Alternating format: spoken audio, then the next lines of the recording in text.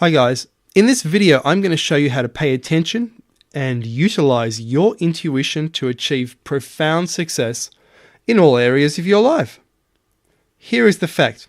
Your subconscious is a time-traveling quantum computer. Let me say that again. Your subconscious is a time-traveling quantum computer. One quote I like is actually from David Icke, and he says that your mind can see one page at a time. Your eyes can, but your subconscious has already read the whole book and it knows the book. So, you may know me from the other channel as a guy who rants about ancient mysteries on top of overlays about pyramids, but my other passion is actually helping to try to understand the deeper underlying reality. And so many people are really interested in this. Some knowledge, such as intuition, may have been perfectly obvious to our ancestors, but today that knowledge is lost in the world of iPhone and internet. Let me be perfectly frank and clear. You, yes, you, can change basically every aspect which is occurring in your life by paying attention to when your brain is nagging you and precisely what it is suggesting to you.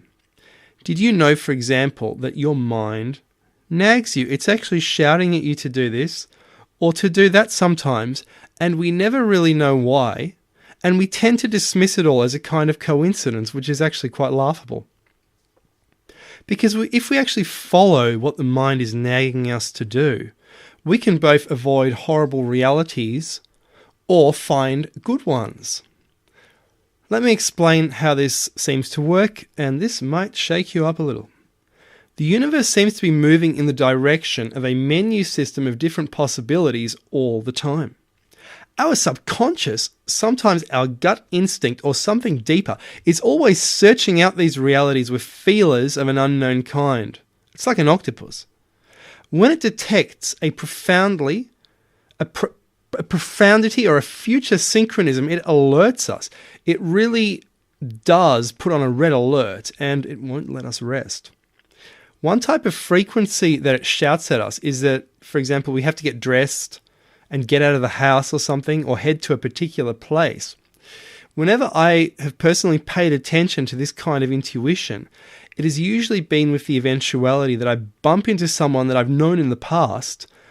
Often we then just breeze past each other, and later I realize, oh my god, I knew that person.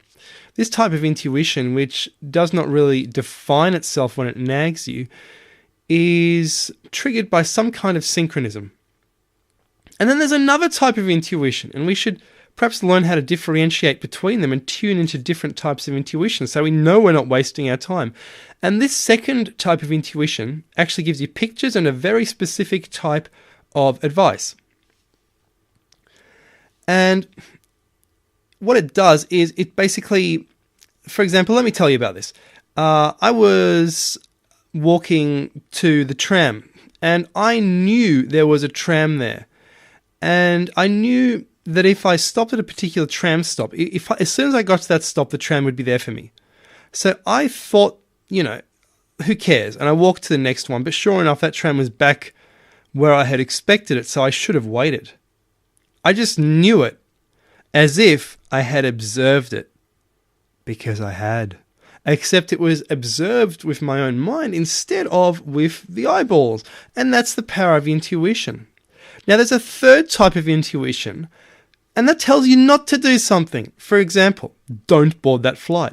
Don't board that plane. Don't walk on this side of the street. Don't get in that car. And the intuition signal will not actually be able to tell you why. And this is very infuriating. So you have this intuition telling you don't do this, and then you want to know why, and you can't work out why, so you do it anyway. But it's nagging you. It's basically screaming at you not to do this. Don't do this. Don't. And if you actually get out of the car or do something else for a while, that intuition will relax, and then it will allow you to proceed with your intended process, but later on. And then it's safe because it knows what's going to happen. So I interpret this as the brain avoiding a painful shockwave from the future, which it detects, in which this event has already occurred. And that's quite creepy, isn't it? Again, it's putting out the feelers because there are multiple realities going on. In fact, we can also see how intuition works by examining a stock market chart. You look at the crashes, the peaks and troughs, and when I used to follow the stock market, I noticed that crashes are anticipated in advance by worrying declines or poor behavior, which everyone seems to ignore. So if you take the universe, if you take every trader as a neuron and the entire stock market as a brain, then you can see similar things happening. The brain intuits crashes with reversal signals and such, and quite clearly this is intuition at work. The stock market actually predicts its own future with Elliott waves and all sorts of patterns that we don't really need to get into, but the universe does make this quite clear. For example, I noticed a stock was about to crash from the pattern, and there was nothing wrong with the company. But then at the bottom of the reversal pattern, like the bottom of the chart, that's when a director resigned. So the whole chart had arranged itself around the resignation of a director. So it had declined in anticipation. And there isn't any, there's not supposed to be any insider trading. So the stock market, acting as a brain, intuited this. And this same thing that you see in the stock market goes on in the whole universe. It's always happening all the time. And our brain is always alerting us again and again and again. We just got to react to it. We just got to anticipate it. And we just got to follow that intuition signal. Anyway, guys, I hope you enjoyed that. I really hope that was useful to you. I really do. Because otherwise, that's why I made it. I wouldn't make it otherwise. And please sub, thumbs up, and I'll see you at the next video. This is a new channel. And the videos, I hope, are just going to get better and better. Okay, so take it easy and cheers. Bye.